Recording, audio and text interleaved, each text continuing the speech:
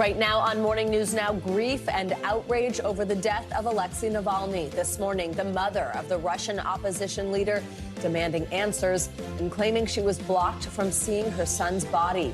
Meanwhile, President Biden blaming Russian President Vladimir Putin for Navalny's death and vowing continued support for Ukraine. The idea that we're going to walk away from Ukraine, the idea that we're going to let NATO begin to split, is totally against the interests of the United States of America. All this as Russia makes a major territorial gain in Ukraine, its biggest in months. We'll bring you the latest. Also this morning, honoring the fallen, a Minnesota community mourning the deaths of 2 police officers and a firefighter shot and killed while responding to a domestic violence call. But we're learning about the events leading up to the shooting. And the West Coast, now the wet coast this morning as a strong storm slams both ends of California. We're tracking the system that's expected to stick around for days. Plus, from the rain to making it rain, new numbers show more young adults are spending big but saving less. We'll break down the new report that shows just where all that money is going and what it could mean for them long term. Especially it's so tough to buy a house, even groceries these days. Exactly. Everything is going up so much. So important conversation there. Good to have you with us on this holiday. I'm Joe Fryer. Yes, thanks for joining us. I'm Savannah Sellers. Well, this morning, California is bracing for flooding again as another wet winter storm slams the Golden State. Preparations for the storm got underway this weekend with parts of Southern California expecting several inches of rain today. Some places were placed under an evacuation warning Sunday with flood alerts in effect for millions in the already waterlogged region. Farther north, you can see flooded streets in Sacramento. Strong to severe storms are possible in central and northern California. And in the mountains, instead of inches of rain, they could see feet of snow. For more on the weather hitting the West Coast, let's get a check on your Morning News Now weather. Meteorologist Michelle Grossman is here. Michelle, good morning. Good morning, guys. And it seems like week after week, we continue to see this atmospheric river. Another one moving on shore. We're seeing really heavy rain falling right now. We could see rainfall rates of 2, even 4 inches per hour. And you mentioned that heavy snow. We could see feet of snow. In addition to that, we're looking at really gusty winds. That's going to bring some power lines down, leading some power outages, and also the chance of some strong storms that could lead to tornadoes. So we'll get to all of it. We are waking up to millions under alerts, 15 million under wind alerts, flood alerts, 35 million, 1 million under winter alerts. And again, we could see 4, 5 feet of snow in the highest elevations of the mountains. So this is what it looks like. Another strong storm moving on shore, and we're bringing that heavy rain as we speak. We're going to be talking about the storm not only today, but tomorrow and also Wednesday. So this is a few-day event. We're looking at heavy rain, a few severe storms that could bring tornadoes, some hail, some damaging winds, some heavy rain. And then this is going to move into the Intermountain West tomorrow. So the heavy rain is going to target Los Angeles and San Diego. So Southern California today, it's more central and northern California. Then tomorrow we'll see that rain and snow expanding throughout the Intermountain West. And then Wednesday, still talking about the storm, the rain gradually dissipating along the West Coast, but still seeing a few showers, still seeing embedded downpours where you see those darker colors. So that's even on Wednesday. The biggest impacts, though, shifting across the Rockies. This is what radar looks like right now. Heavy rain moving throughout the state where you see those darker colors. We have a flood warning in portions of Southern California. The grounds are so saturated from all the rains they've had the past couple of months. And we're going to add to this as we go throughout the day. So we're concerned about flooding, flash flooding, mudslides, and debris flows, especially in those burn areas. Where you see these darker colors, that's corresponding to the higher amounts of rain. So generally 2 to 4 inches of rain on really soggy grounds, but we could see higher amounts locally in some spots. Concerned about a few strong storms in the Sacramento Valley. So from Chico to Sacramento, Stockton, especially where you see this yellow shading, that's where we're looking at the chance for some storms. That's the likeliest spots. Winds gusting up to 60 miles per hour, a few isolated tornadoes. The best bet would be later on this evening. Now, we're also talking about some snow where you see those pinks and purples. That's where the highest amount is going to fall. So generally, we're talking about a foot, 6 inches in some spots, but look at up to 7,000 feet or higher, the highest peaks, we'll call it. That's 60 inches corresponding to 5 feet of snow. That is the West Coast. That's the biggest story today. Otherwise, we're pretty quiet across the country. We're looking above average temperatures throughout the middle of the country. Lots of sunshine, too. The south central states looking really good with temperatures in the 60s and 70s. Lots of sunshine drying out in the state of Florida, although we do have some leftover showers in some spots spots, and we're looking good in the Northeast as well. By Wednesday, we're looking at sunny and cold conditions in portions of the Mid-Atlantic, the Northeast, record highs for the South Central states. Notice all that wet weather throughout the Intermountain West, some mountain snow, some lower elevation rain. That's continuing on Wednesday. Again, letting up a bit on the West Coast, but still wet. And then by Friday, that wet weather moves to the East Coast, where we're looking at rainy and mild conditions in the Mid-Atlantic and some wet snow throughout New England. So again, the main story remains the atmospheric river. It's like one after the other, and we're going to see that again this week. All right. Michelle, thank you so much. Thanks, Michelle. Sure. Well, now to the ongoing fallout from the death of Russian opposition leader Alexei Navalny. Navalny died last week in a remote penal colony in the Arctic Circle. As a vocal critic of Russian President Vladimir Putin, Navalny was serving a sentence he and his supporters saw as politically motivated. The cause of his death remains unknown. Well, this morning there's uncertainty over the whereabouts of his body. This video here shows Navalny's mother and lawyers leaving a morgue where Navalny was believed to be kept. Well, a spokesperson for Navalny said, quote, they were not allowed to go in. One of the lawyers was literally pushed out when the staff was asked if Alexei's body was there. They did not answer. They said they were told the investigation into his death had been extended. All this comes amid new developments in the Ukraine war. Over the weekend, Russia made its biggest territorial gain in 9 months, seizing the city of Avdiivka in the eastern Donbas region. NBC's chief foreign correspondent Richard Engel has the latest from eastern Ukraine. Tensions between the Biden administration and Russia remain high after the death late last week of Alexei Navalny, the most outspoken critic of Vladimir Putin, who, according to Russian officials, died suddenly at 47 years old at a penal colony in Siberia. His late wife, Yulia, just spoke out today using his old YouTube platform. Now, Navalny rose to prominence by being an anti-corruption campaigner, exposing the lavish lifestyles of Vladimir Putin and his inner circle. And on his own channel, she said that half of her heart was destroyed when Alexei Navalny died. She believes that Russia murdered him, that this was an assassination attempt coming straight from Vladimir Putin. She said that the other half of her soul wants to continue on with his work, and which is what she's doing now. She said specifically that Russians now are holding Alexei Navalny's body and refusing to hand it over to the family because they are waiting for traces of Novichok poisoning, which is a nerve agent, to disappear from his system. She didn't provide any evidence to support that claim that he was poisoned, that Novichok was used.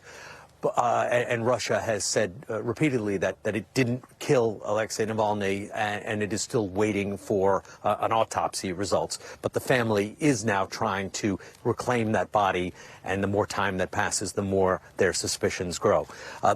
This is all tied as Ukraine is struggling to make advances on the battlefield and actually finds itself on its back foot right now. And President Biden, in addition to this dispute over Alexei Navalny, is trying to reassure Ukraine and reassure Ukraine's President Zelensky that Washington still has this country's back, even though out here in the east, and we're not far from the front lines, Ukrainian troops here don't have enough ammunition to make advances, don't have enough heavy weapons to make advances, and are now losing territory after Russian troops were resupplied by North Korea, Iran. Their domestic capacity is still quite strong.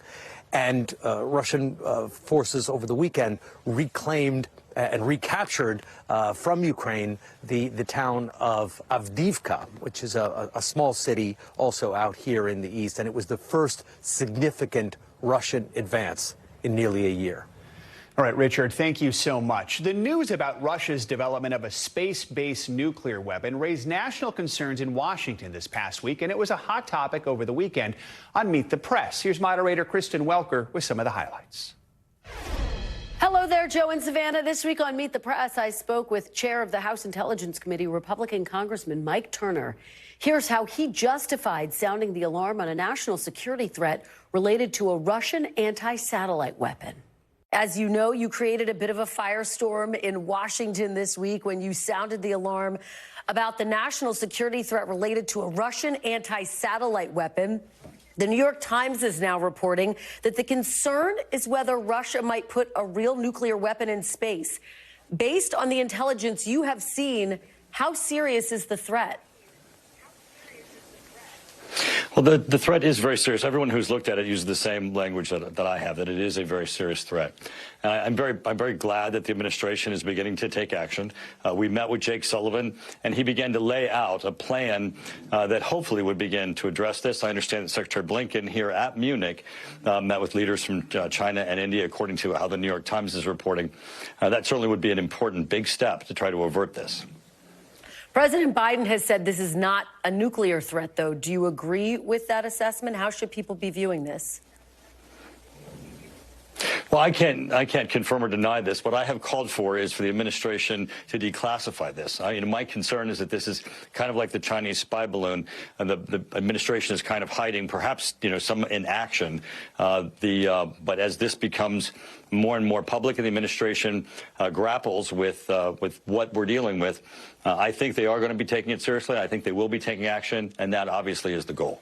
You can see my full interviews and a lot more at MeetThePress.com. You can also get more Meet the Press right here on NBC News Now every weekday at 4 p.m. All right, Kristen, thank you so much. Well, now to the Middle East, where this morning the U.S. is considering sending more weapons to Israel, despite growing calls for a ceasefire in Gaza. The news comes as Israel continues to prepare to launch an assault on the city of Rafah, despite international pushback, as more than 1 million Palestinians take refuge in the city. For more, we're joined by NBC News senior White House correspondent Kelly O'Donnell. Kelly, good morning. So what more do we know at this point about this potential shipment? Well, good morning, Savannah. This is part of what is really an ongoing partnership between the United States and Israel. And as you said, it comes at a time when there is renewed focus and pressure internationally for ceasefire.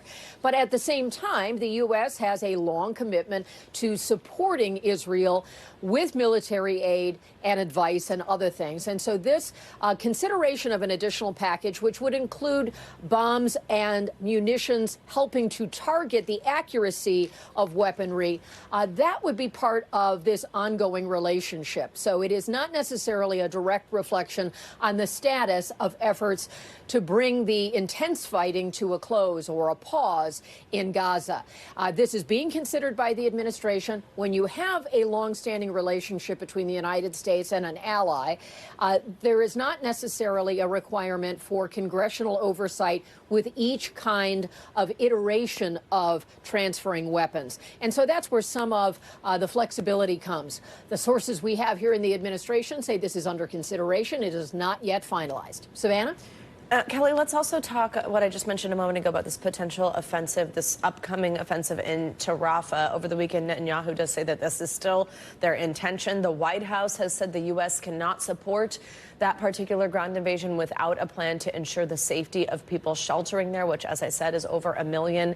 How is President Biden threading the needle of considering this new possible shipment of weapons to Israel while speaking out against this specific military plan that appears to be on the horizon? Well, it is a complex and at this time a more fragile, nuanced relationship than the U.S. and Israel have had over the sweep of this partnership. But the president has been very clear that he is concerned about having a plan and has put pressure on Israel. And in private conversations, we understand that has been a very direct message that the U.S. is concerned about what the president at one point said publicly has been an over-the-top response from Israel in Gaza. And as we may recall, at the beginning of this conflict, shortly after the October 7th attack by Hamas inside Israel, there was an encouragement from Israel to the people of Gaza to move toward Rafah in order to have shelter and safety. So some warning, which doesn't always happen in, of course, military conflicts, for the civilian population to try to get out of the likely path of a hot combat intensive period. Well, now Rafah, the place where they went, is potentially another area for military operations. So it is very complex. There is great political pressure around the world and in the United States to have Israel measure itself, be proportional, and at the same time, the U.S. still says Israel has the right to defend itself and that Hamas attacked them and poses an ongoing threat to the people of Israel. Savannah? Kelly, to your point about some of this strain between Biden and Netanyahu, between Israel and the U.S., I want to play a little bit of sound. This is from over the weekend. This is South Carolina Congressman Jim Clyburn. We'll talk on the other side. He is not going to be public with everything he says to Netanyahu, but I know this. He feels about the way I feel when it comes to Netanyahu. His leadership has not been good for Israel. The he there that he's referring to, of course, President Biden, and that does match NBC reporting that Biden has disparaged Netanyahu in private, but then has not significantly changed U.S. policy toward Israel, toward what's happening in Gaza. How is this sort of balancing act going? Well, in the very modern world where people vent a lot of their views, whether it's social media or public discourse, this is a throwback to what diplomacy is typically supposed to be. And that is there is a public position of the administration and the president of support toward Israel and very careful language publicly. In private conversations, part of the purpose of those relationships privately is to be able to speak more frankly, more directly, at times in more heated terms, to try to persuade an ally like Israel or insert any other partner on the global stage when there are issues that there is tension. And that's what we're seeing play out here. James Clyburn knows the president very, very well, and his interpretation is probably something that reflects their friendship. Savannah? All right, Kelly O'Donnell, as always, thank you. A Minnesota community is in mourning. 2 police officers and a firefighter were shot and killed yesterday at the scene of a domestic violence call. Another officer was injured. This happened nearly 20 miles south of Minneapolis in the city of Burnsville. Last night, residents and first responders gathered for a candlelight vigil to honor the victims. NBC News correspondent Adrian Broaddus joins us now from Burnsville with the latest. Adrian, good morning. Joe, good morning to you. You may have seen the last police officer pulling off nearly 24 hours after that shooting. And the killings of these first responders show the dangers members of law enforcement here and across the country face every time they respond to a call. We asked for healing. In Minnesota, grief and heartache. We're heartbroken. We are heartbroken. After a 911 call for a family in danger led to the deaths of 3 first responders who came to the rescue. Medic 2 is taking 2 rigs, 2 patients. Medic 1 is taking 1. Ross County, Vice County, critical. When officers got to the scene, the individual was barricaded. The subject opened fire on the officers in the home. Other first responders rushing to help warned. Medics, back off. 2 blocks away, Connor Noonan says he heard shots. Like loud bangs, like boom, boom, boom, and then rapid fire after that, like an automatic weapon, like pop, pop, pop, pop, pop. It all happened just outside Minneapolis in Burnsville. Police say they were negotiating with the shooter when he started shooting. We later learned that there were 7 young children in the home, ranging from ages 2 to 15. Outside the home, a SWAT vehicle riddled with bullet holes. They know they have to give up their life sometime, and they do it anyways. Among the victims, police officer Paul Elmstrand was 27. Matthew Ruge was also 27 and was part of the crisis negotiating team. And Adam Finseth, a firefighter and paramedic for 5 years in Burnsville, was 40. They go out and do the job to provide us safety that we have the luxury of not having to think about many times. To those who wear the badge or are even considering and seeing this and say, I don't know if I can do that, what do you say to them? When it comes to public service and public safety, it's in the hearts and it's in the souls of the folks who do it. Fellow officers also remembering the fallen. We're hurting. Okay, we're hurting. And the shooter died, but police haven't said how it happened. They also said inside of that home, they discovered weapons and loads of ammunition. Meanwhile, the 7 children who were trapped inside are safe this morning, and the other officer who was injured is expected to make a full recovery. Back to you guys. All right, Adrian, thinking of all those families impacted, thank you. Much more to come here on Morning News Now. Later this hour, definitely not your grandparents' money mindset. More young Americans say they're spending more, saving less. We're going to break down the numbers and what it means for their financial futures. First, though, after the break, Donald Trump back on the trail after that more than $350 million verdict in his civil fraud trial. What the former president had to say about the ruling when we come back.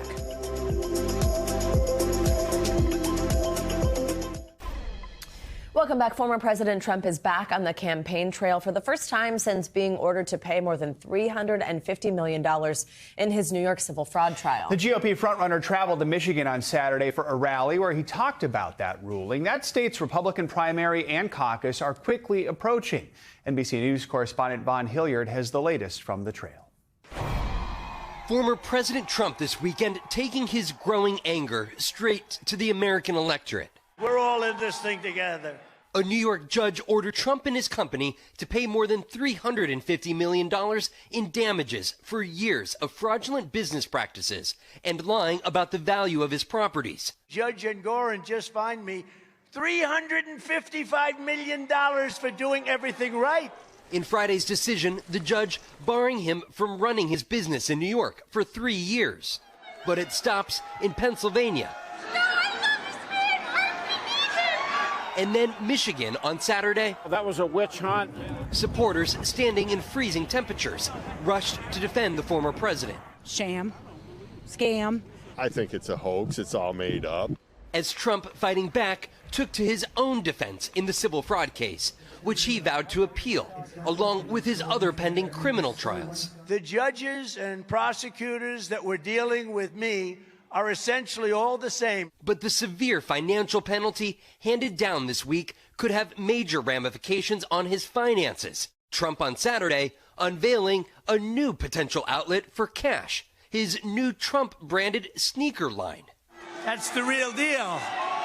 Mr. Trump stopping at Sneaker Con to promote the shoes, the most expensive pair selling for $399.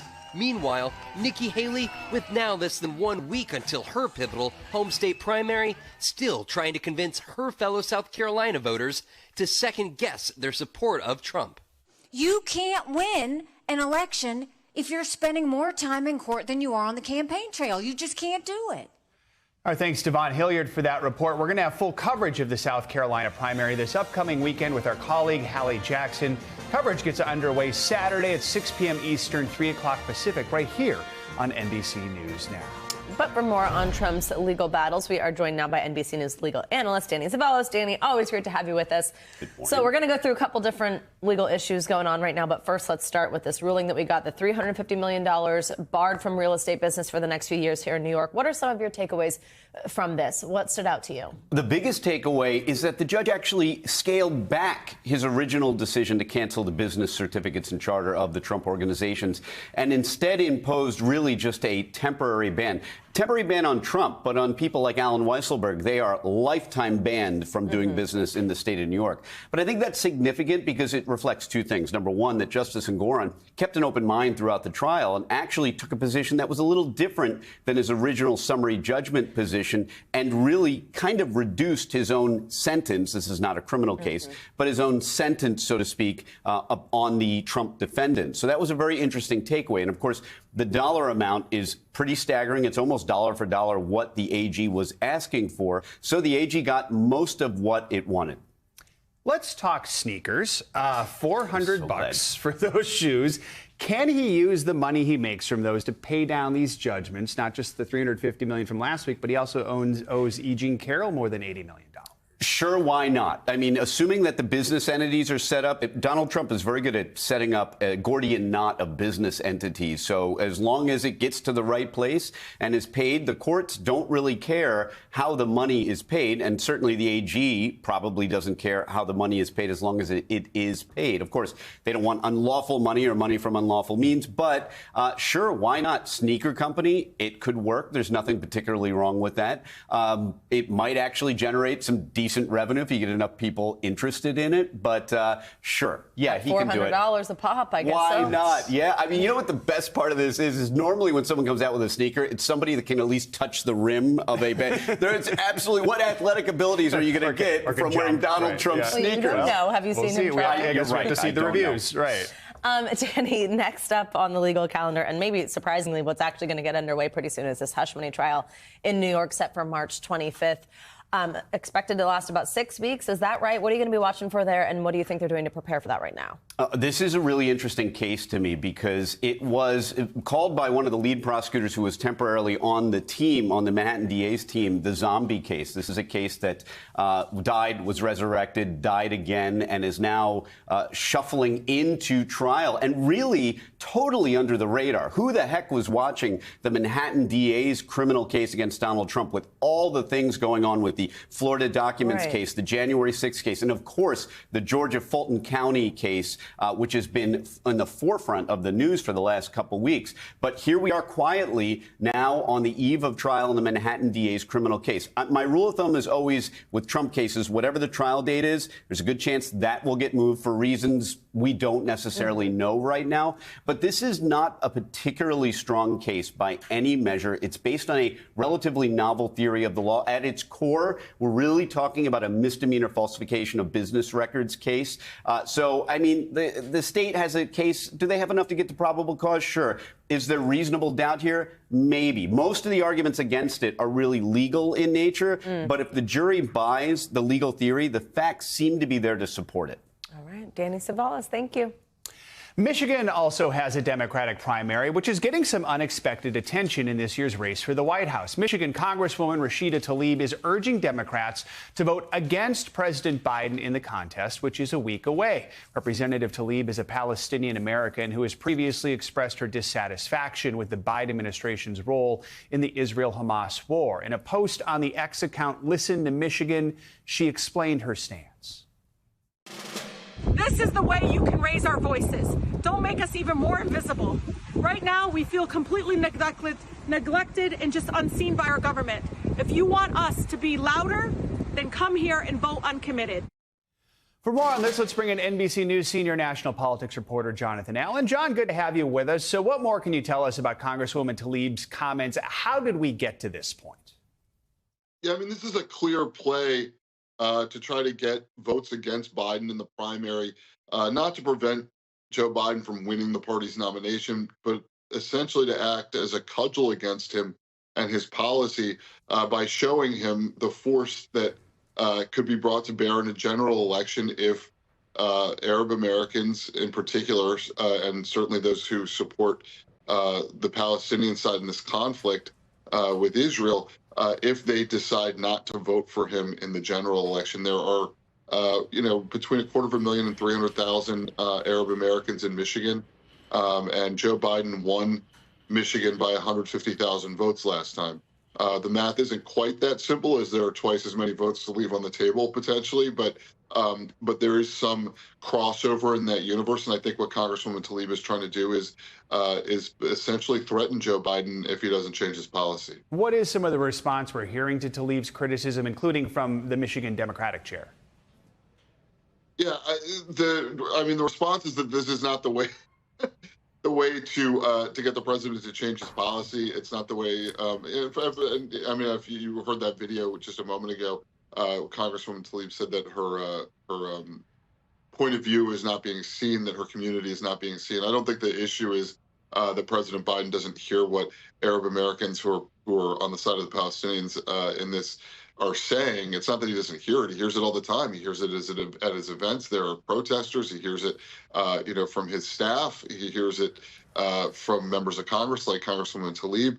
The issue is that he doesn't agree with them, and that the U.S. government, it's not that they don't see Congresswoman Tlaib, it's that the U.S. government policy is different from that. So what you're hearing from Democrats, including the chair of the Michigan Democratic Party, is that this really isn't the way to try to change the policy, and that it doesn't make sense to weaken the party's eventual nominee heading into the general election. Yeah, I mean, and sort of the big picture here is this may not be an issue when it comes to the primary for President Biden, but it could be a big problem when it comes to winning Michigan, a swing state in November. Trump won that state in 2016, then candidate Biden won. You said 150,000 votes. It's about 3 percentage points.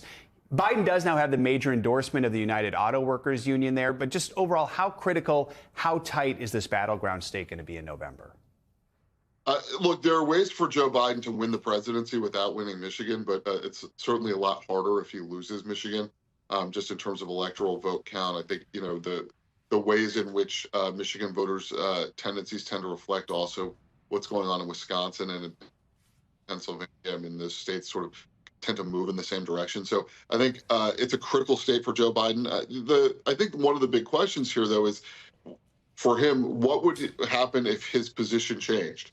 If suddenly he said, look, the United States doesn't stand with Israel and instead is standing fully with the Palestinian side in this, what we don't see is what the reaction to that would be. And I suspect that there would be a very strong reaction to that that would cause him as much, if not more, political problem in Michigan, as well as several other states that will be pivotal in the general election. All right, John, thanks so much for joining us this morning. Appreciate it.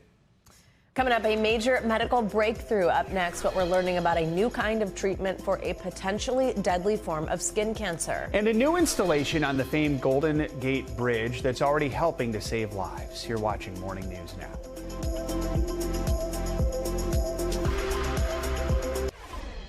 We are back now with details about a possible groundbreaking therapy for a deadly form of skin cancer. The FDA has just approved a new treatment that could transform how doctors deal with advanced tumors. NBC News correspondent Ann Thompson has more. How's your workout? It was good. Dan Bennett gave his daughter Faith life. She saved his 13 years ago. I had a brown freckle on my neck, and she told me I should go get that checked out. That freckle was melanoma, a deadly form of skin cancer, starting 3 years of surgery and radiation as it spread through Dan's body. Nobody can tell if something's going to move from your right armpit to your left armpit to any other lymph node. It also went to his brain. I was stage 4 melanoma, and at that point in time, I didn't even know what that meant. What did you think you would miss? Everything. Graduation, being a grandparent. He would live because of a treatment called TIL, tumor-infiltrating lymphocyte therapy, approved today by the FDA. It was developed in labs like this at Tampa's Moffitt Cancer Center. Here's where we take the tumors. Using a patient's own immune cells taken from inside the tumor, multiplied and stored in these vats. The immune cells are in there, says Moffitt CEO Dr. Patrick Hu. We would take out a tumor and then send it immediately to the lab, where the lab would grow out the immune cells from the tumor, expand them to billions, and then give them back to the patient ultimately. In clinical trials, 30 to 40% of patients saw their cancer shrink or disappear. Now called Amtagvi, it will be produced by drug maker Iovance with a $515,000 list price for the one-time treatment. The goal of TIL therapy is to get rid of the cancer and have it stay away. Since getting TIL in a clinical trial 10 years ago, Dan has had no new tumors and the lesion on his brain is in check. Now he's planning to dance at Faith's wedding. I get to watch her grow up. Our thanks to Ann Thompson for that report. And researchers say this kind of therapy could one day be used for lung, colon, bladder, many other types of cancers. Staying with health news, the FDA has approved a first-of-its-kind drug that can treat severe frostbite. Reporter Gordon Severson from our NBC affiliate in Minneapolis, KARE 11, breaks down how it works. I think this is pretty significant. At Regents Hospital, doctors see some of the worst frostbite cases imaginable. Cases where patients lose fingers and toes. If you lose your thumb, that's a life-changing injury. Dr. Alexandra Lacey says a new medication just approved by the FDA will help doctors save more of those fingers and toes. The drug is called Iloprost. Dr. Lacey says the drug is given to patients through an IV. So it makes the blood vessels get wider and allows more blood to be delivered to the tissue. You can see in this frostbite patient, their blood isn't getting to their toes. But Dr. Lacey says together with clot-busting medication, this new drug can widen the blood vessels so the blood can get in and heal this damaged tissue. Right now, on average, our treatments save about 80% of tissue that was damaged by severe frostbite. But with this addition, we're hoping to get closer to, a 90 or even 100% salvage rates would be the goal. In a recent trial, the FDA says frostbite patients were separated into 3 groups. The group that didn't receive Iloprost, 60% showed signs of possibly needing an amputation. The group that received Iloprost and another medication, 19% showed those same signs. And the group that received only Iloprost, 0%. Reading about these papers in other countries, I've been jealous that they have access to the drug and we haven't. So I'm excited that's going to be an option for our patients now. Our thanks to Gordon Severson for that report. Every year, approximately 30 people die by suicide at the Golden Gate Bridge. Well, now new safety nets have been installed along the sides, and bridge managers say they are already helping. NBC News correspondent Jacob Ward reports. The Golden Gate Bridge is an American icon of strength and perseverance, but for too many people, it symbolizes something else. I drove myself here because I felt like I needed to get myself out of pain. I remember seeing him when I stopped and getting off of my motorcycle. He appeared to look my direction, and that's when he just went and jumped. So I had yelled something to him. Whatever he yelled was enough to distract me enough and pull me out of that dark place that I was in. I thought he was gone.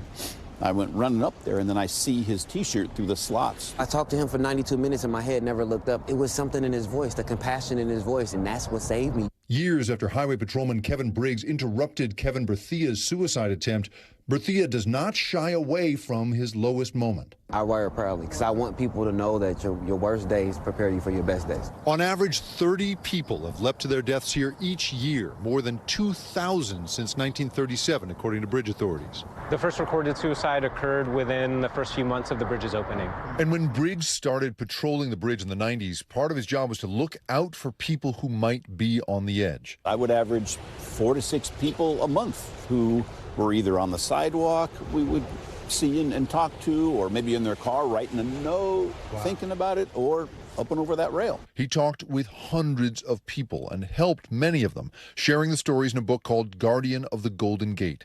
But it wasn't until now, after years of suicide prevention advocacy and studies of the power of deterrence, that bridge authorities installed these steel nets, a $224 million project. The way the nets are designed, you don't even really see them unless you're right above them. You talk to the few people who survived a jump from the bridge, and almost to a person, they'll say the second their hands left the railing, their life flashed before their eyes, and they experienced immediate regret. And the nets offer a second chance. The net has a deterrent effect for two reasons. One is it visually interrupts your view of the water. It reminds you that it's there and other people have been here before you. And two, it's designed to hurt. Falling 20 feet into taut steel mesh is evidently like falling into a cheese grater. It's not going to end your pain. It's going to make it worse. And those two things together are working. In the first year they put this in, before it was even finished, suicides at this bridge fell by half. There's research and study that shows if you're able to get people through the peak of their pain, that often they do not go on to attempt and go on to live long and productive lives. That's true for Kevin Berthia. These two men from opposite sides of the bridge are now friends and peers in suicide prevention. They say these nets are a crucial last line of defense. Something got to be in place. Something, has to be in place to say that we care. Those folks who come across there and all of a sudden, I've had enough, that's what this will hopefully prevent. Yeah. Then it did its job. And perhaps someday everyone who walks onto the Golden Gate Bridge will walk off. Now, let's be clear. This is not a solution to the mental health crisis that we're seeing in this country and around the world, where suicide rates are, in fact, going up in many cases. And so we're going to need, experts say, a total overhaul of how we do mental health. But this kind of architectural intervention really can be effective. And it's not just at the Golden Gate Bridge. This is something we're seeing around the world at icons, sculptures, statues, bridges, towers, all of them putting in this kind of system for exactly the same reason. It visually interrupts, and as a result, psychologically interrupts that moment that people have, and perhaps can get them on a new path. Back to you. All right, Jake Ward, thank you so much. And if you or anyone you know is struggling, please call or text the Suicide and Crisis Lifeline. It's right there on your screen, 988. Coming up, bringing back Black Wall Street. When we come back, we're going to take you to Tulsa, Oklahoma, where entrepreneurs are acknowledging the city's painful past and rebuilding a much more hopeful future. And a new kind of money mentality. More young adults say they're spending more money now and saving less money for later. We're going to break down the numbers next on Morning News Now.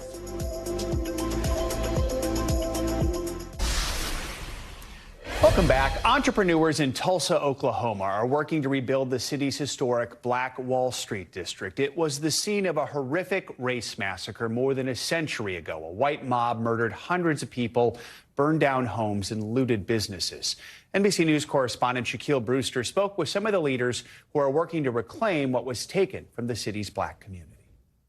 Vibrant sneakers, powerful art, and deep history run through the walls of this Tulsa business. Sneakers represent community. Sneakers represent creativity. Vanita Cooper, or Coop, owns Silhouette Sneakers and Art. What's the vision behind it? Elegance, simplicity, warmth. What do you think? I like them. Yeah. Whoa, that price though.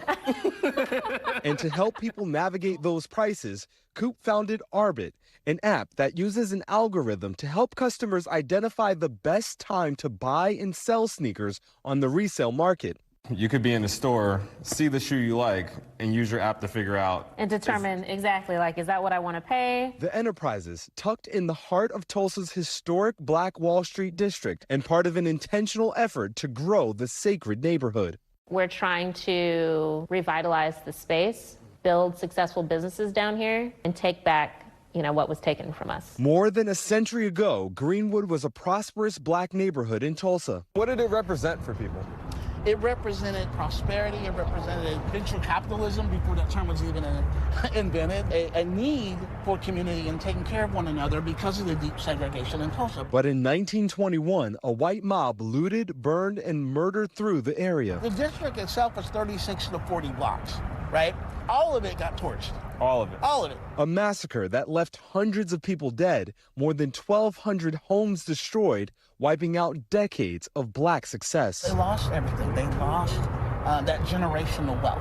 A legacy that both haunts and drives Dominic artists. One of the beautiful things about being in Tulsa is walking around, you can kind of hear your ancestors whisper to you, keep going, double down. Stay disciplined. His Tulsa-based Business Accelerator program, Act House, uses philanthropic and corporate investments to support Black and Latino-led startups. It's $70,000 investment, 0% interest, 0% equity. What does that mean for people? Yeah, it means a lot. The 6-month program trains a cohort of founders in Tulsa. After milestones are hit, the cash investment is returned to help a new group of founders. It mimics how the dollar moved in Greenwood, right? It just continues to flow. A flow that accelerated Coop's business. What Act House and this community have given to me is confidence and belief. And it's very easy to lose those things. And in what some might call fate, her shoe store stands on the footprint of a black-owned shoe shop. Right here. Wow. Am I crazy? That was destroyed in the massacre. Being on Black Wall Street helps to give me perspective. Perspective of where we come from, the challenges that we have had to overcome in the past, and then it gives me appreciation. Appreciation for past success and tragedy, fueling a present-day resurgence. Shaquille Brewster, NBC News, Tulsa. In some other business news, young Americans are making more money, but then they're saving less of it for the future. That's according to a new report that shows the net worth of Americans between the ages of 18 and 39 has surged by 80% from the start of 2019 to the third quarter of last year. But they're also spending more on things like rent and travel. We've had a bit of a sneaker theme going on throughout this hour, so let's keep it going here with our business and data correspondent Brian Chung with more on that. We're not going to talk about sneakers. Well, maybe you will, though. I don't know. He's always wearing the best. You can see them or not, They're just amazing. know it. All right. So millennials, Gen Z workers, they're making more, they're saving less. What are some of the reasons behind this trend? Well, they're not all buying sneakers for the record. But yes, when it comes to wealth, we've seen some pretty impressive stats in terms of how much millennials and Gen Zers are holding on to. But they're also charging more to the card. And some of that has to do with pessimism over the long-term future of their finances. So some interesting stats that my colleague JJ McCorvey and I took a look at. 18% of millennials and 12% of Gen Zers, the youngest Americans, believe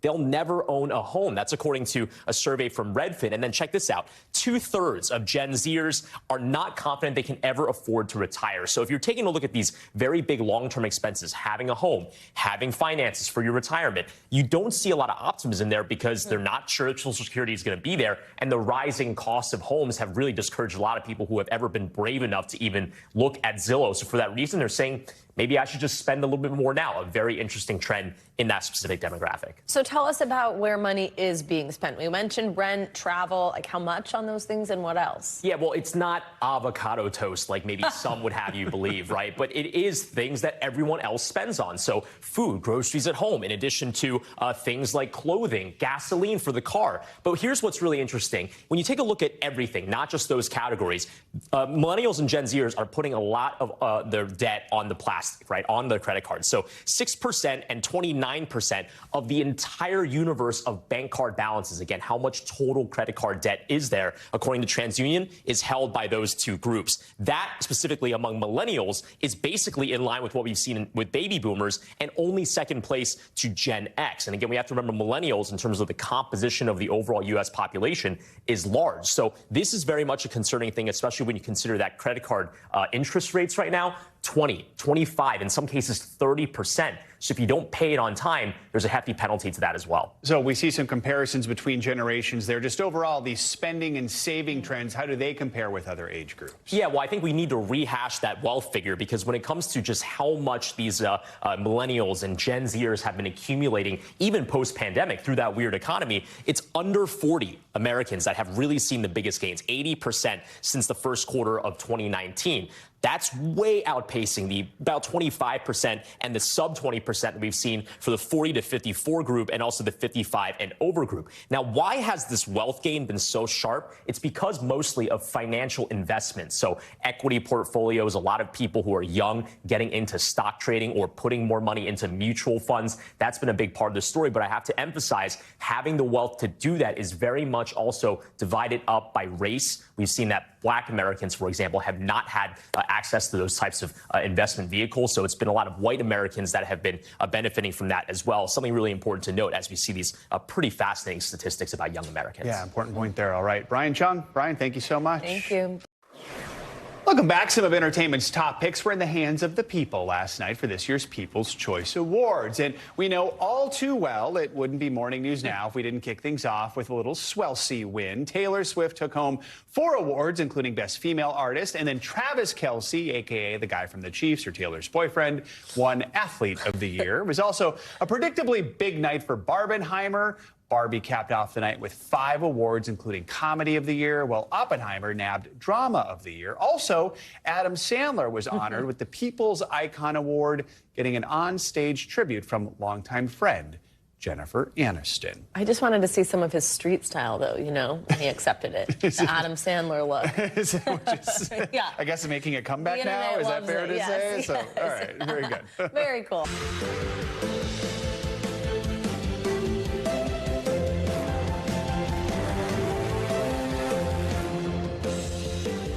Good morning. Happy Monday. I'm Savannah Sellers. I'm Joe Fryer. Right now on Morning News Now, escalating tensions in the Middle East. Israel threatening to launch a formal invasion of Rafah in southern Gaza within weeks if those remaining hostages are not freed by Hamas. Israel's prime minister ramping up the rhetoric, vowing to, quote, finish the job in the embattled enclave. Where those negotiations stand as the international community comes together to oppose Israel's advances. A war of words is taking shape this morning over the death of jailed Russian opposition leader and fierce Putin critic Alexei Navalny. President Biden offering this searing message to the world on his Russian counterparts. Make no mistake, Putin is responsible for Navalny's death. What we're learning about Navalny's death as Russia cracks down on his supporters. We're also tracking some coast-to-coast chaos that's once again soaking much of California and bringing more severe weather to Florida's panhandle. That system even strong enough to postpone NASCAR's Daytona 500 for just the 3rd time in the race's history. Got your full forecast in just a moment with what you can expect as you start your week. And fascination over function. Later in the hour, social media's obsession with Apple's new Vision Pro headset as initial reviews pour in online and returns pile up offline, which is not the way you want that to work. Did give me a little bit of a headache. You have more experience than just about anyone. And Yeah. But it was cool. cool still, for sure. But cool. it makes sense, the mixed reviews there. It is the future. The question is whether it's the present. Yeah. We'll get to that in a little bit. Let's begin with the latest out of the Middle East. Israel threatening to invade the city of Rafah by the Muslim holy month of Ramadan, which begins March 10th if Hamas does not release the remaining hostages. As outcry grows around the world, the Biden administration has publicly said the U.S. cannot support a ground invasion into the city without a plan to safeguard the more than 1 million Palestinians who have taken refuge there. This comes as the World Health Organization says a hospital in southern Gaza's largest city is no longer functional. Israeli forces raided the medical complex last week, and intelligence reports says Hamas was hiding hostages there. Now the Gaza Health Ministry says the remaining fuel supply has run out and there's no power or heat. For more, we are joined by NBC News international correspondent Molly Hunter. She is in Jerusalem. Molly, good morning. So let's start in Rafah, where Israel is threatening this invasion unless all hostages are returned. What is the latest on the ground? And what about any ceasefire negotiations in Egypt that had really kind of come to a sticking point here?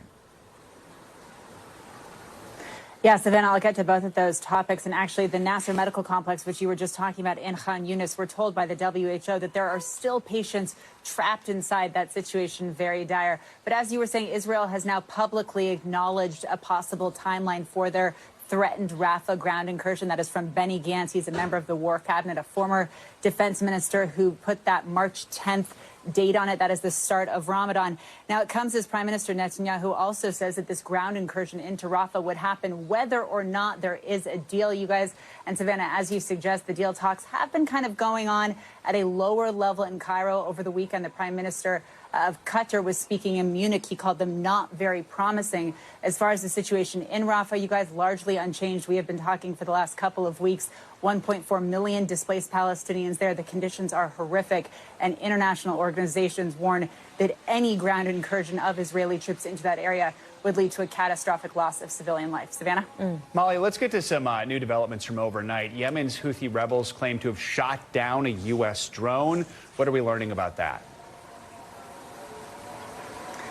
Yeah, Joe, this is just breaking right now, and the details right now that we have are just from the Houthi claims. So what they have said is they have downed a U.S. MQ-9 Reaper attack drone over the port city of Hodeidah in Yemen. They have not delivered or presented any evidence of this yet. As a reminder, though, back in November, the Pentagon did acknowledge, I should say, that an MQ-9 drone was downed, in that area. Lots of activity, though, in the Red Sea over the weekend and today. And U.S. Central Command said last night the U.S. launched 5 self-defense strikes. So we are keeping a very tight eye on that area this morning. Molly, this morning, the United Nations highest court began hearings on the legality of Israeli occupations of Palestinian claimed lands. This is a case that strikes at the heart, really, of the decades-long conflict and tension in this region. What do we need to know? And is there an outcome here that could have any real-world impact? I think the quick answer, at least the short answer to the last part of your question, Savannah, is no. This is a non-binding advisory opinion, which has been asked for of the 15-judge panel at the ICJ, the highest world court, the highest UN court, I should say, in The Hague. And at the heart of this, Savannah, as you suggest, is the legality of the decades-long occupation and total control of the occupied West Bank, of annexed East Jerusalem, which is where I am right now, and of the Gaza Strip. Now, the Palestinian foreign minister and his legal team there in The Hague will argue that this occupation is illegal. Judges will take months probably to come up with this opinion. They've also been asked not only to consider the legality of occupation, they will hear from more than 50 states, but also the consequences of the decades-long occupation, guys. All right, Molly Hunter, thank you very much. Supporters of Russian opposition leader Alexei Navalny are looking for answers after he died in prison last week. The cause of his death remains unknown. A spokesperson for Navalny said his mother and a group of lawyers were denied entry to a morgue where his body was said to be. NBC's Richard Engel has the latest from eastern Ukraine. Alexei Navalny's family is trying to take possession of his body, but his mother and lawyers say when they went to a morgue in Russia and asked staff if he was there, they received no answer and then were pushed out of the facility. This morning, tensions between the United States and Russia are high after the death of Alexei Navalny. Russian President Vladimir Putin has been accused of assassinating Navalny, his biggest critic. President Biden speaking out yesterday. Putin is responsible whether he ordered or not, he is responsible for the circumstances that put that man in. Navalny's spokesperson said he was murdered by President Putin, but offered no proof. In Russia, Navalny's supporters have been laying flowers and tributes, which Russian authorities are promptly removing. Activists say around 400 of Navalny's supporters have been detained. Prison officials say the 47-year-old Navalny, who barely survived a poisoning in 2020, collapsed and died suddenly last week at a penal colony in Siberia, one day after looking healthy during a court appearance. Russian officials say they have yet to determine the cause of death. As the Biden administration condemned the death of yet another Russian activist to die under mysterious circumstances, the president has also been reassuring Ukraine's President Zelensky that he still has Washington's support. Russian troops are arguably today in their strongest position since invading Ukraine, capturing the small Ukrainian city of Avdiivka this weekend.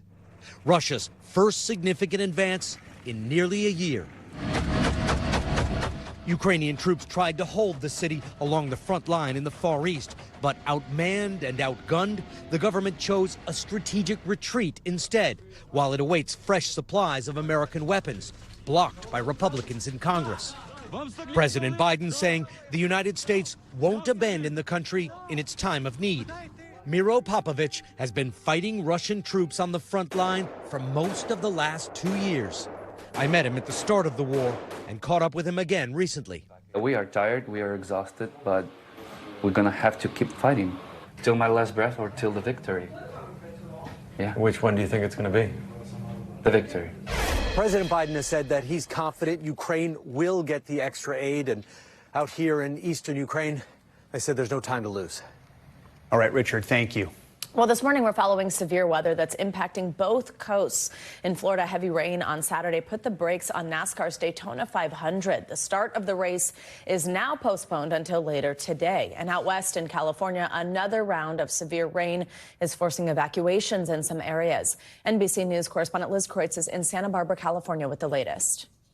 Hey there, California can't catch a break right now. It's pouring down on us, and you can see this fast rising creek behind me. This runs through downtown Santa Barbara, and there's concern that it could overflow and flood some of these low-lying historic neighborhoods. That's what happened 2 weeks ago from those back-to-back atmospheric rivers. And now many of the same areas that are still cleaning up from those storms are dealing with another round now of heavy rain. Whoa, whoa. Overnight, whipping winds and heavy rain taking aim out west. Officials issuing evacuation warnings in parts of Southern California as another atmospheric river dumped up to an inch of rain an hour on the already soaked region. The rain causing massive mudslides to block a rural highway, while uprooted trees have toppled power lines. The Storm Prediction Center highlighting a rare tornado risk for the Central Valley, impacting 3 million people this afternoon.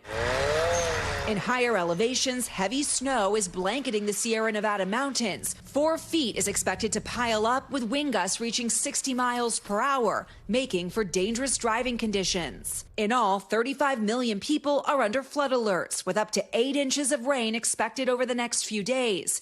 It all adds to the more than 14 inches that soaked Southern California just 2 weeks ago. The back-to-back storm systems causing more than 500 mudslides. This is wild. Officials worry this latest round of rain will lead to even more flooding and damage. Just after a tornado. On the East Coast, a different storm system spawning a possible tornado in the Florida Everglades. Thunderstorms forcing a temporary ground stop at Miami International, while NASCAR's Daytona 500 was postponed for just the 3rd time in the race's history. Improving conditions should allow the race to get back on track this afternoon. But back out west, this days-long storm system is just getting started. And it's not just concern about flooding from creeks. There's also concern really about how saturated the soils are right now and whether these areas are even going to be able to absorb all of this water because of those storms we saw 2 weeks ago. That is leading to more concern of mudslides, landslides, falling trees over the coming days. Back to you. Wow, what a visual behind you, Liz. Thank you so much. So let's get a look at the week ahead in your Morning News Now weather. Meteorologist Michelle Grossman is in studio with us. Hey, Michelle, good morning. Hey there, guys. Great to see you. And Liz kind of summed it up perfectly. That will be the bullseye of all the big weather today in the West Coast. Really, most of the country is quiet today. And we're going to be dealing with a storm system not only today, but also tomorrow into Wednesday. Heavy rain, the chance for some tornadoes, really heavy snowfall, and some damaging winds as well. So that's the first story, that atmospheric river moving onshore. We're seeing that heavy rain falling right now. But look at the rest of the country, nice and quiet. We're actually looking at above average temperatures from the northern plains to the southern plains. The southern plains looking really nice with lots of sunshine. Temperatures in the 60s and 70s, drying out in the southeast in Florida. Liz mentioned the Daytona race. That will hopefully get on today. We could see a few leftover showers, but drying out compared to yesterday. And then we're dry also in portions of the mid-Atlantic, the Northeast, also New England, chilly with lots of sunshine. So as we look towards Wednesday, the bullseye again will once again be the west. We notice the storm moving a little further inland. So now we're talking about the Intermountain West. The Rockies on Wednesday, we'll see that heavy snow. We're looking at that rain along the coast there. Not quite as heavy as today, but still lingering in portions of the coast, the West Coast. Record highs still in portions of the south central states. We're warm in the central plains as well. And we're still dry in the southeast, also the mid-Atlantic to the northeast, sunny, but also on the chilly side. Then by Friday, things start to flip. We're looking at much better conditions along the West Coast. That's good news. We're going to start to dry out, a few lingering showers in some spots. Could see some higher elevation snow, but much better than today, Tuesday and also Wednesday. Above average temperatures linger throughout the middle of the country. And then it's the East Coast that will be wet on Friday to kick off the weekend. We're looking at rain and mild conditions throughout the mid-Atlantic, the Carolinas, into the Northeast, some Great Lakes snow, and also some snow falling or expected in portions of New England. Notice it's wet because we're a little bit looking at higher temperatures. So that's going to be a wet snow as opposed to that fluffy light snow. But radar showing us that the heavy rain is falling. Where you see those darker colors, that's where we're seeing the heaviest rain. Santa Barbara under a flood warning right now. And that's what we're going to see as we go throughout the day because the ground is so saturated. We're looking at rainfall rates of a ½ inch, even up to an inch per hour. That's going to cause the chance for some flooding, some mudslides, some debris flows. Lots of alerts this morning. We're looking at 15 million under wind alerts, 35 under flood alerts, and 1 million under winter alerts. So still a mess out west. And they will be dealing with this not only today, but also through Wednesday. Oh, my goodness. Tough to see, especially with that shot behind Liz. All right, Michelle, I know. thank you. Yeah, sure. Turning now to politics, South Carolina's pivotal primary is coming up this weekend, but most of the focus on the campaign trail has actually been in the courtroom. Former President Donald Trump's most recent court defeat here in New York City, costing him more than $350 million. NBC's Garrett Hake is covering it all from Washington. Garrett, good morning. Hey, Joe. Good morning. Yeah, the Republican primary isn't over yet, but you wouldn't know it from watching Donald Trump's campaign. He spent this weekend partly focused on talking up the general election, but also significantly focused on that New York court case now set to cost him hundreds of millions of dollars. The freight train is coming in November. This morning, Donald Trump's campaign knocked off track by a New York judge, ordering the billionaire Republican presidential frontrunner on Friday to pay more than $355 million in fines, plus interest. It's a sham case. There were no victims, no defaults, no damages, no complaints, no nothing. The former president vowing to appeal the civil fraud trial that found him liable for fraud, conspiracy, and issuing false financial statements and false business records. The judge also banning him from operating a business in New York for 3 years.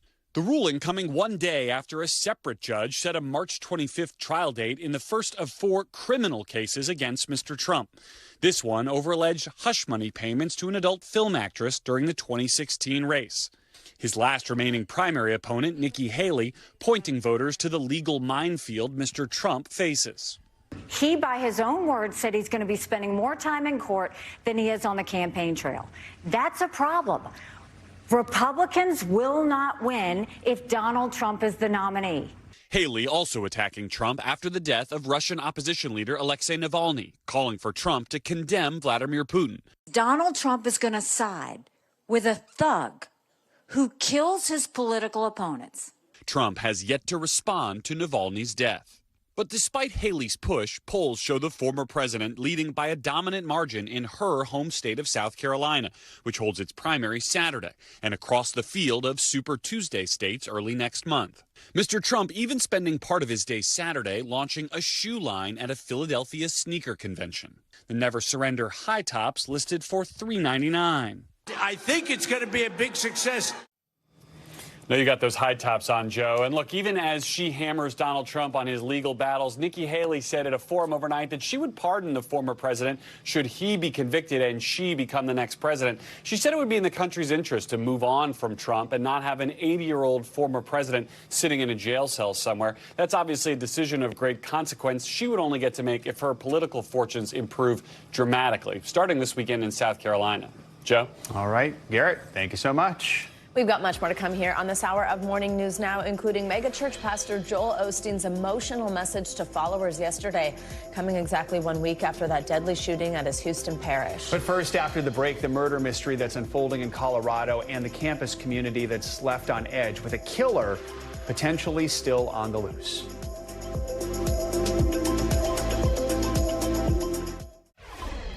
Welcome back. An investigation continues this morning in Colorado after 2 people were found dead in a college dorm at the University of Colorado at Colorado Springs. The suspect is still possibly at large, and authorities are searching for answers. NBC News correspondent Emily Aketa joins us now with the latest. Emily, good morning. Guys, good morning. The double homicide has rocked this tight-knit community in Colorado Springs after a 24- and 26-year-old were shot to death on campus. Now, 3 days since the terrifying tragedy, there are lingering questions and concern with no insight on who did this and why.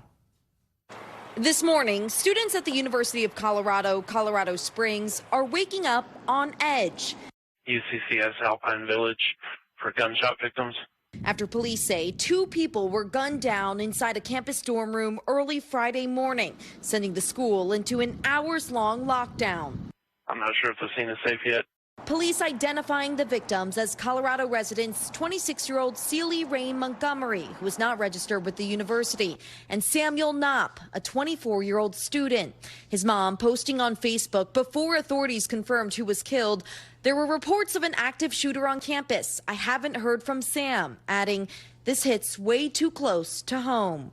These deaths are being investigated as a homicide, and this continues to be a very active investigation in its very early stages. Authorities have ruled out a murder-suicide, but would not provide detail on any possible suspects who may be on the loose. Police describe it as an isolated incident between parties that were known to one another, and not a random attack against the school or other students at the university. We don't really know if they're still out there, or if they're still on campus, if they're a student, so it's kind of terrifying.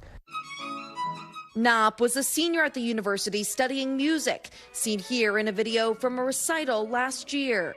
The school chancellor describing him as an accomplished guitar player and an extremely talented musician, adding Celie, although she was not a student, will be mourned by our campus community. With no information about a suspect or motive, students are anxious. This is a massive shock for all of us. This is not, the UCCS campus that we really know. I still feel really on edge, so I feel like a lot of people don't know how they're supposed to be reacting right now. And in a statement, the university said the safety on campus is their top priority, and that if at any point it was determined there was a threat to anyone on campus, the lockdown would not have been lifted. Classes are canceled today at UCCS, with a healing walk taking place this afternoon. A lot of unanswered questions, but a tragedy for sure. Definitely, and scary for the community. Emily, thank you. Thousands gathered at Joel Osteen's Lakewood Church in Houston for the first Sunday service since last week's shooting. Osteen preached about living without fear, with the man who was left injured from the shooting actually in attendance. NBC News correspondent Priscilla Thompson's outside Lakewood Church with the latest. Priscilla, good morning. Joe, good morning. This was an incredibly emotional service that included a standing ovation for law enforcement, prayers for the family of the shooter, and a message about faith and fear. I just ask you. Tears of gratitude filling the sanctuary at Houston's Lakewood Church Sunday. A week ago, Lord, pushing back forces of darkness, that your angels were here protecting us. Just 1 week after a shooter walked into the mega church with her 7-year-old son and an assault rifle and opened fire.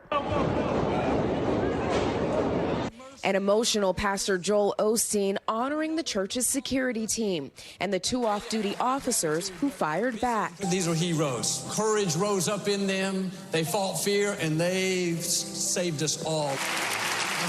And helped congregants feel safe to return. It could have been so much worse that God's protection was there. Didn't feel any hesitation coming back. The shooter, a 36-year-old woman, was killed. Records show she had a history of mental illness and that authorities had confiscated guns from her several times before. That's a problem in our nation. Those individuals who are suffering from mental illness. So let's get together and let's do common sense legislation on gun laws. Police have not given a motive, but said a dispute between the shooter and her ex-husband's family may be related. Police say her son was shot in the head and remains hospitalized in critical condition. The boy's paternal grandmother writing on social media, he's clinging to life after doctors removed a portion of his skull. Osteen also encouraging his congregants to remain faithful and fearless. This is a time to shine brighter than ever, to share more hope, to dig down deep and say we will not fear, for our God is stronger. As for the investigation, it remains ongoing. Police say they do intend to release body cam footage from the incident in the coming days. And a bit of good news, as you mentioned, we are told that the other victim here, that 47-year-old man who was grazed in the leg by a bullet, was in attendance at yesterday's services, and they say that he is walking and doing well. Joe? All right, that's good to hear. Priscilla, thank you so much. Coming up, we're watching your wallet this morning with something that's trending on social media called loud budgeting. So what is it and what is so loud about it, and how can it help you feel a little better about your money? We will tell you. That's all up next.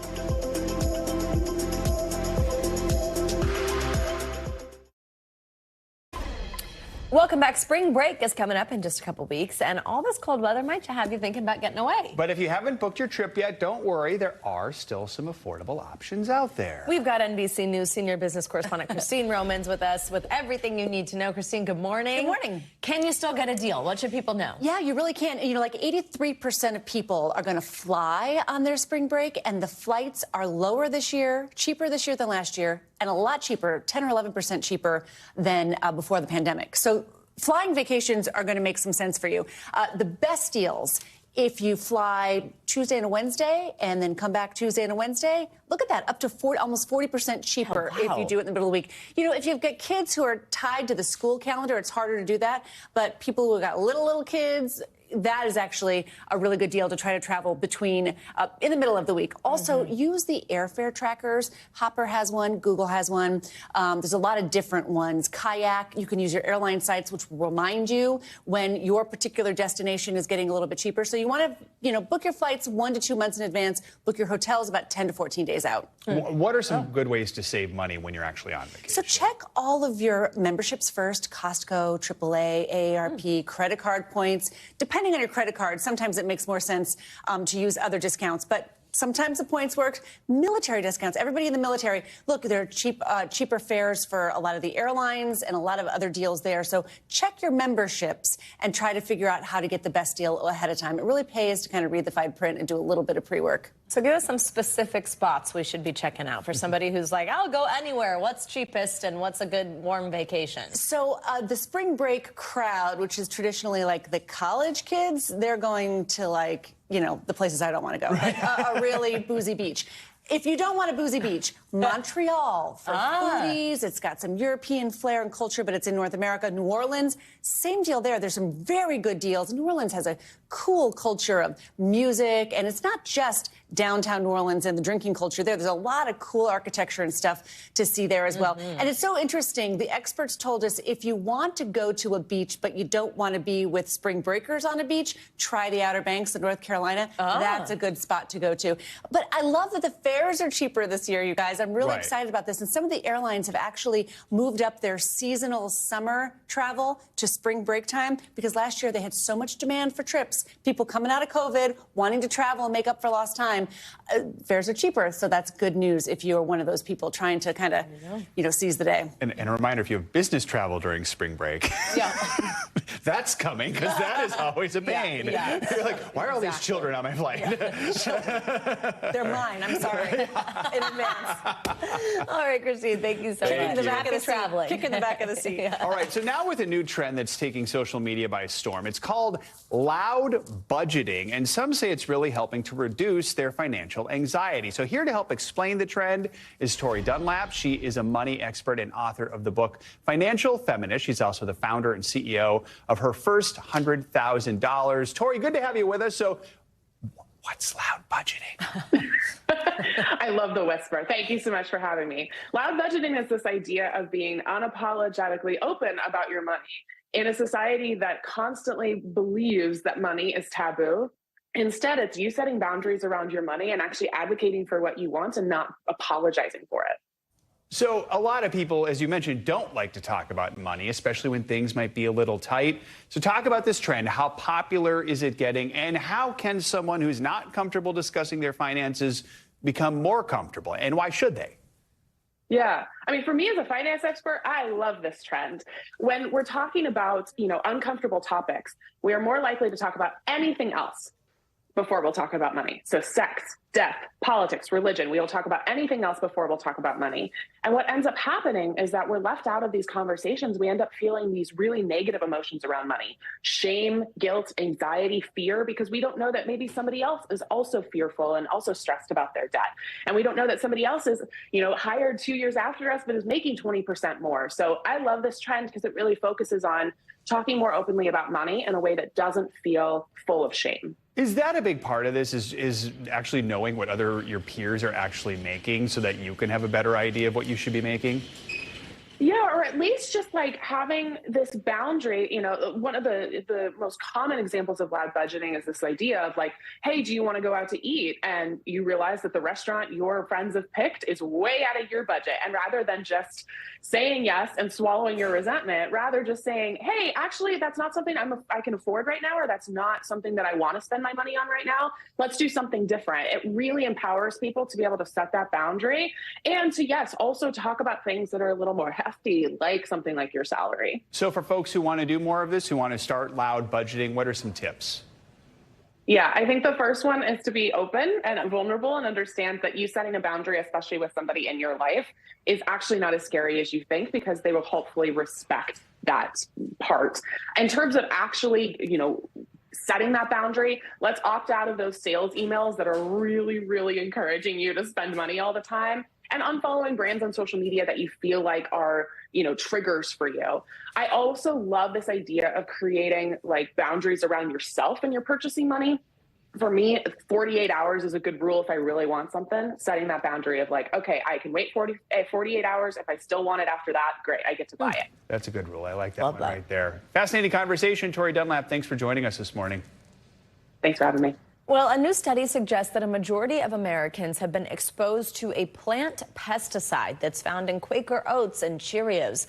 The study found 80% actually of Americans likely have the chemical chlormequat in their system. Researchers say the pesticide was found to cause fertility and growth issues in animals. General Mills released a statement in response saying food safety is its top priority and all of the company's products meet regulations. NBC News has reached out to Quaker Foods owner PepsiCo for comment.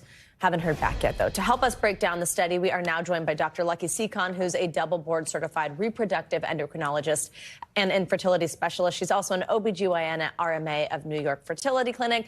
Good morning. Thank you so much for joining us. Always great to have you with us, doctor. So as we mentioned, this research suggests 80% of Americans have been exposed to this pesticide. What should we know about it? So chlormequat is a chemical that is used in grain crops, and it's not currently something that's approved for agriculture in the U.S., but we are able to import foods that utilize this chemical in the agricultural process. So in oat-containing or wheat-containing products, this study basically shows that 23 out of 25 products at U.S. grocery stores across 2022 and 2023 showed varying levels of this chemical. Now, the concern, as you mentioned, is that there is some animal data, specifically in mice and pigs, showing a potential association between exposure to this chemical and different fertility adverse outcomes and impaired fetal growth. But there are also some animal studies that don't show this relationship, and we don't yet have human studies.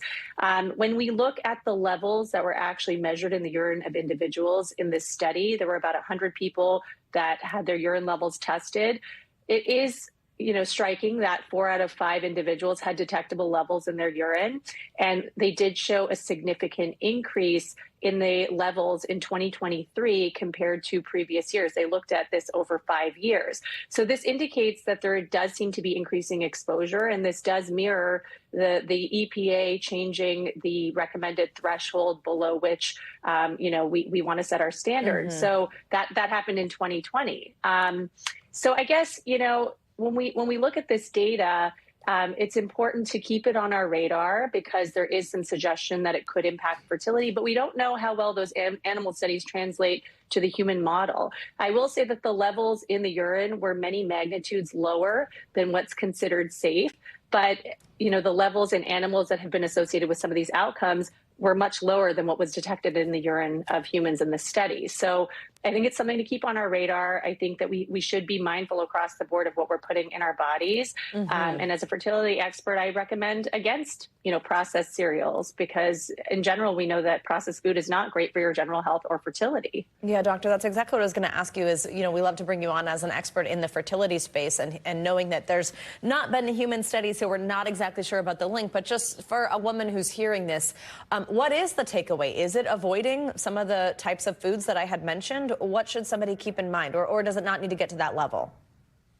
I think that there's no reason to be alarmed. I think we have to be practical, right? I wouldn't say that all pesticides are bad. Foodborne illness is also bad for your general health and for your fertility, and especially during pregnancy. So I think that you have to take a very balanced, measured approach. We do need more data looking at the actual levels in human subjects and relating that to their fertility and pregnancy outcomes.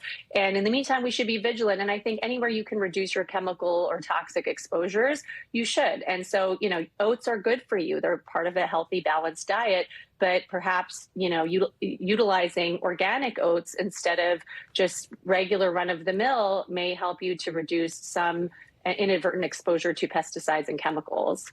All right, Dr. Lucky Seacon, always great to have you. Thanks for joining us. Coming up, is it fashion over function? After the break, social media's fascination with Apple's latest wearable tech, even if it doesn't necessarily hit its marks. That's next on Morning News Now.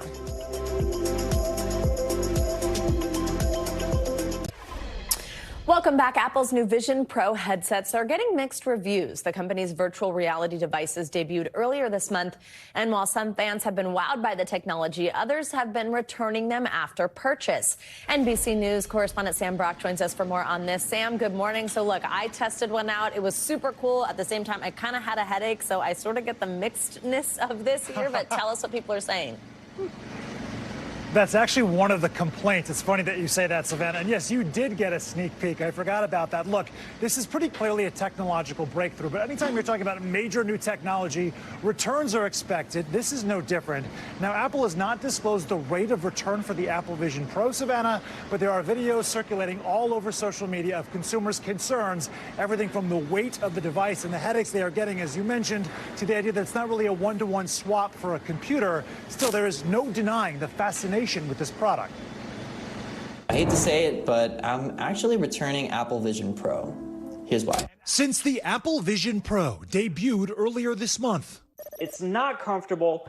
It does not replace this. Some Apple fanatics and early adopters are explaining why they chose to return the red-hot headwear within the 14-day window allowed. If I wear this for more than 2 hours, I get a real bad migraine and my forehead just starts to hurt. Even though some are blown away by its immersive features, the complaints ranging from a lack of comfort to limited options for apps to a price tag that can easily touch north of $4,000. Narinder Walia tells us he'd gladly pay that hefty sum if he wasn't mainly using it to watch videos. Especially, he says, if the device can't be worn easily for hours in theater mode. After how long would you say you started to feel physical symptoms just from wearing the device? There was eye strain after 45 minutes. The Wall Street Journal's Joanna Stern reviewed the product. I think part of one of the reasons these returns are happening is people get into the store and they're like, holy wow, this is amazing. And then they get home and then they realize, I'm not going to use this thing so much. And I paid a lot of money. That wow factor convinced Luke Miani it was a worthwhile investment. I think they absolutely knocked it out of the park with just interacting with non-existent windows that appear to be floating in midair. But Mark Zuckerberg, not impressed, comparing the Apple Vision Pro to his Meta Quest 3. I don't just think that Quest is the better value. I think the Quest is the better product, period. As for the users showing up on the subway and even dinners with Apple Vision Pros on, hey bud, I want some. What's up with the pinchers? Miani called this kind of dystopian and likely not useful. Why bring it out to dinner with 3 of your good friends? I mean, it wasn't practical at all, but it was very fun. It wasn't practical at all. Savannah, for those who are wondering, is this a good idea to bring out in public? You saw those videos of folks on the subway typing and like moving things around. Let me just say the truth right now with this device is it's not meant to be used in motion. The features are not as effective when you're moving. So really, it's for home and office. We did reach out to Apple to find out if there's any more information they could provide on how many of the devices are actually being returned. So far, we have not heard back yet. Savannah. Somebody had said to me when I was working on the story about this, it's almost like it's a prototype that is for sale now, which I thought was a really interesting way of putting it, because it's fascinating and amazing. There's just a lot, obviously, to still learn and see what they can improve on. All right, Sam, thanks so much. NASA is on the hunt for a few everyday Americans to take part in a year-long Mars mission. Get this, no outer space experience is necessary. There is a catch. If you're picked, you probably shouldn't expect to actually step foot on the red planet anytime soon. NBC News correspondent Priya Sridhar explains. So I got to make water and grow food on a planet where nothing grows. So far, humans getting to Mars has only been possible in movies. But today, NASA says Martians wanted.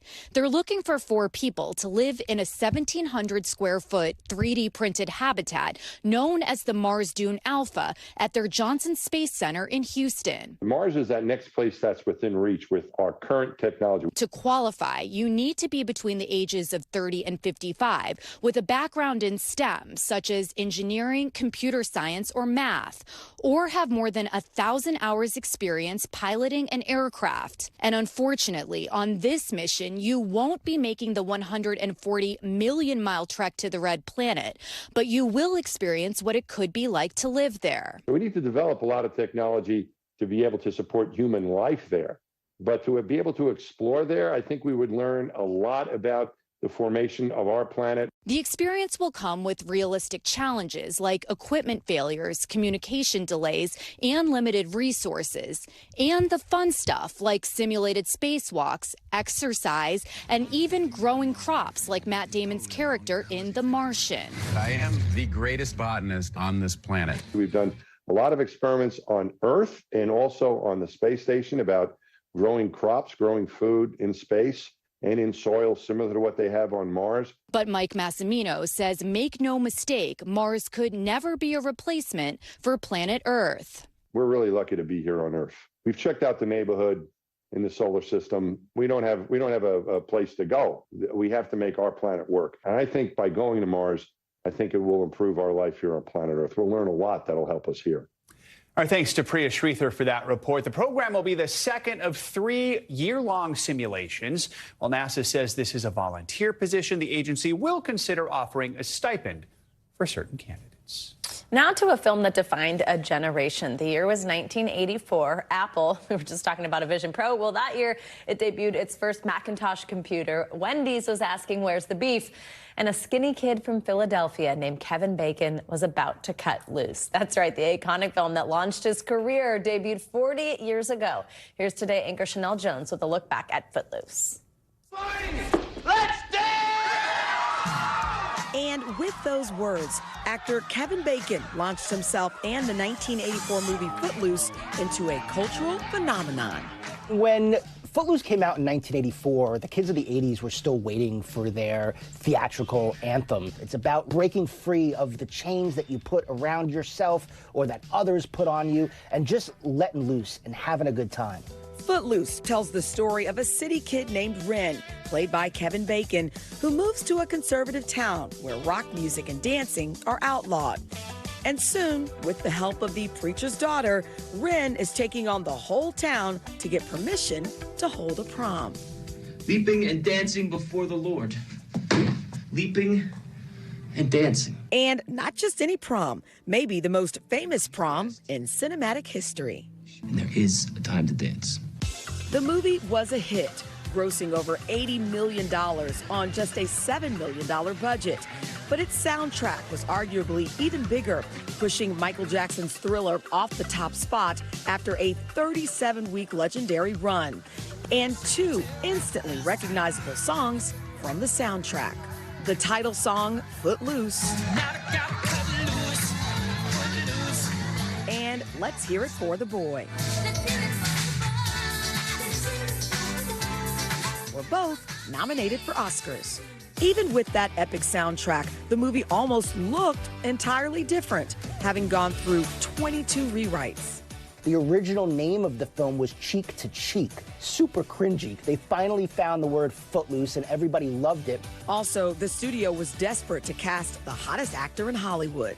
Tom Cruise was offered the role, but he had scheduling conflicts. Rob Lowe took on the role, tore his ACL while he was practicing for it, and had to duck out. Luckily, the director had seen a young Kevin Bacon in the movie Diner. They brought him in for a screen test. What are you doing here? Watching. You having fun? Kevin's co-star, Laurie Singer, who played Ariel, the town rebel, and Ren's love interest, says their chemistry was undeniable. I was totally taken with Kevin. It was a great feeling when, in the scene where we kissed, it was the first time we actually kissed. It was really a dream working with him. It was almost a dream for another famous entertainer, Madonna, who also auditioned for the part of Ariel. Imagine if Footloose also had Madonna in it. You know she would have had a track on that soundtrack. But I think Laurie Singer just does a great job of being that girl next door, that girl that everyone has the crush on. And that famous prom scene, it was originally not even part of the script. It was shot a year later on a Hollywood soundstage when producers realized the audiences were going to want to get up and dance. And 40 years later, they still are. And Laurie Singer is still doing it in those famous red boots, which she says still fit. I was so honored that we captured a moment of life. It was beautiful. It was a great experience. I'm really very proud of it. Our thanks to Chanel Jones for that story. For all you fans, you can dance your socks off to the remastered release of Footloose. That is now out on 4K Blu-ray. All right. Here you go. You have a Blu-ray player. Yeah. All right. Exactly. Coming up, Connecting with History. After the break, we're taking you behind the scenes of the Apple TV Plus blockbuster Masters of the Air with a personal connection. One of our friends here at NBC News shares with one of its heroes. Stay with us. That's next. We are back with a big sweep at the British Academy Film and Television Arts Awards. Oppenheimer won a total of 7 BAFTAs last night, including Best Film. Cillian Murphy also became the first Irish man to snag the Best Actor award. We can't talk about Oppenheimer without mentioning, the other half of Barbenheimer, Barbie, but it was not a great night for the blockbuster hit, which was shut out despite 5 nominations.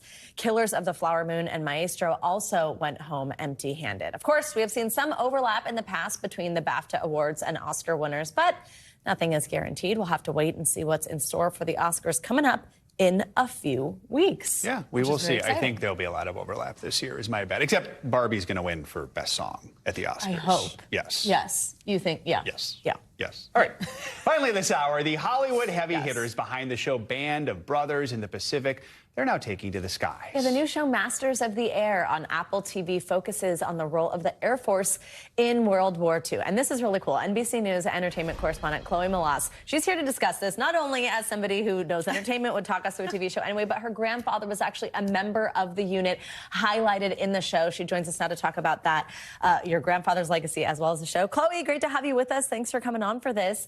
Tell us about the show and the role specifically that your grandfather played. It's this shooting star moment where I cover the world of Hollywood, and my grandfather is a supporting character in Masters of the Air, which is mind-blowing. This all started 10 years ago. So this historian named Donald Miller wrote a book called Masters of the Air, and he interviewed the members of the 100th Bomb Group, known as the Bloody 100th. And, Steven Spielberg and Tom Hanks, they had done, like you said, The Pacific and Band of Brothers, but Steven Spielberg's dad was a pilot of a B-24 over Burma, and he kept asking, Stephen, when are you going to do the Air Force? So they optioned Don Miller's book, and Don had interviewed my grandfather before my grandfather died. So my grandfather never came to know that this was going to be turned into a show, but he did write a book. My grandfather was a navigator of a B-17. He was a prisoner of war for almost 2 years in Germany. He was in the same prison camp as where the Great Escape happened.